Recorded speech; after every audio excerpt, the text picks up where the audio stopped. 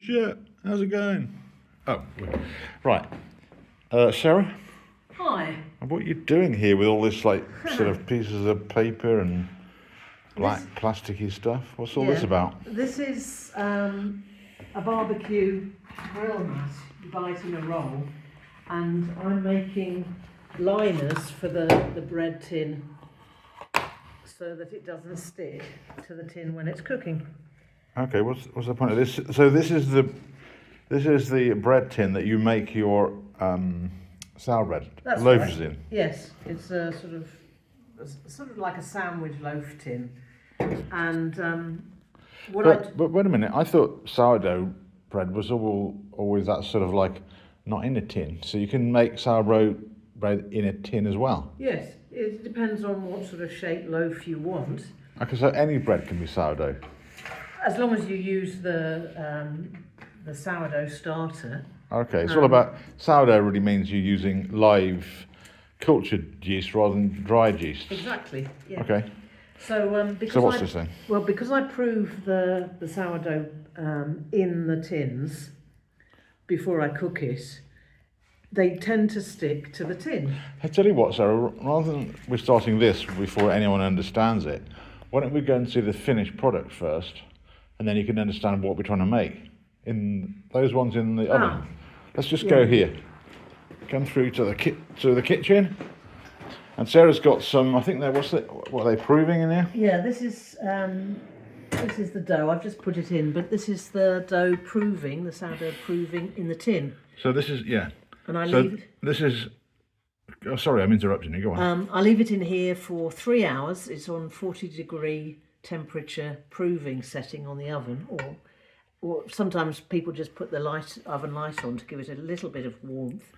I leave it here for 3 hours, and then I take the tins out, get the oven to 180, and then put them back in and cook it for an hour. Okay, So that's the out. finished result. Yeah. And you do it so it doesn't stick to the. Exactly. Okay. The tin. Right. Okay.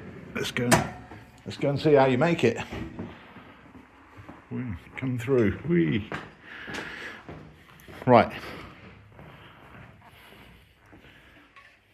So this is I've cut the mat to a correct length. I found for this tin here it's 12.5 centimetres by 10 centimetres on the base, and then 11 centimetres for the height, and then I just peg it to that. I pegged the pattern. This is this barbecue mat. Yeah. And where did you get this from? I bought this from Amazon. The important thing is that don't get too thick stuff. You want it quite thin so that it folds and it doesn't break along the fold. You don't happen to know the size, the thickness, do you? Per No. microns or something. I don't know. But get the thin stuff, yeah? Yes. If you buy it on a roll rather than in sheets. Okay. So now I'm just going to follow the pattern. It's like as if I was pinning the pattern to the silicone mat, and then cutting along following it with the pattern. And those are pegs, yeah? These are pegs just to keep the pattern in place.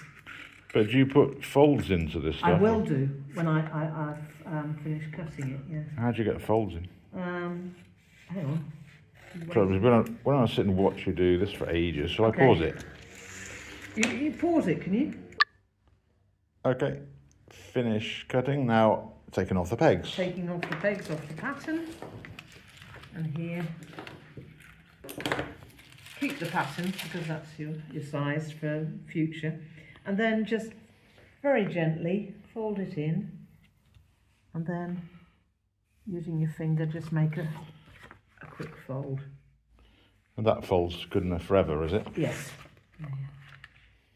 You don't want to refold it the other way. Just keep using the tin with the folded sides. How long would one of these things last? Literally forever. It might, if I don't know. What's the approximate cost of one of those? It costs about 15 euros, something like that, for a massive roll. So you could make trillions of them with that, yeah? And there you go. I say that's how it fits in. That's how it fits in. Great, so perfect. And what is the advantage of this over not using one? Because it doesn't stick to the tin. Ah, And okay. some people put, this type of grease-proof paper. But you have to make it each time. But doesn't it you've stick? Just got it for the next one. But doesn't it stick to the plastic? No, it's silicone. Oh. Your nails are quite nice. What have you done with your nails? That's another video, John. Let's just have a look at your nails. Very nice nails. Okay, well, there we are.